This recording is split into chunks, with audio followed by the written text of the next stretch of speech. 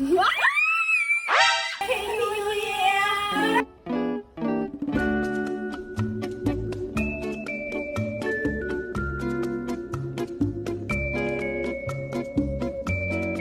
អូនេះតាំងពីថ្ងៃឆ្លងឆ្នាំមកលើកន្លងផុតចង់មកតើតែមានពេលកាត់និយាយទៅផ្លាននេះ last minute ហ្មងនិយាយគ្នាអត់តម្រាំទៅត្រូវតែបានជួបបន្ទប់មុនថ្ងៃឆ្លងឆ្នាំនឹងកន្លះថ្ងៃហើយកន្លែងពួកខ្ញុំជួលនេះក៏ល្អដូចចិត្តទៀតនិយាយទៅនៅកណ្ដាលក្រុងហ្មងនៅចិត្តសាអូស័យជីពីផ្ទះខ្ញុំ5នាទីដល់តែមានអីគួរសមចេញមកសើធូរមែនតើគ្មានបានគេងទេនៅខាងដនមកយកតូបខ្ញុំ apartment នេះគឺខ្ញុំ booking តាម Airbnb ដែរឈ្មោះ The Bright 107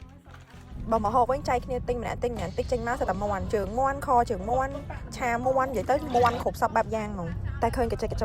ចឹងនេះណាអង្គុយញ៉ាំអត់តនេមាត់គឺអង្គុយទល់ភ្លឺដល់ម៉ោង4គឺមានរបស់ញ៉ាំរហូតហ្មង plan ដំបូងឡើយហ្នឹងគឺថាចង់នៅដេកផ្ទះ enjoy movie អីអញ្ចឹងណាប៉ុន្តែគ្នាខ្ញុំនៅគេអត់ឲ្យខ្ញុំដេកផ្ទះទេចាចេញមកក៏បានជា memory ជុំគ្នាមួយឆ្នាំទៀតទៅត្រឡប់ធ្វើវីដេអូចេះតែចង់ voice over អត់ voice over វាឃើញចម្លែក so វីដេអូនេះមានតែប៉ុណ្្នឹងទេ Happy New Year everyone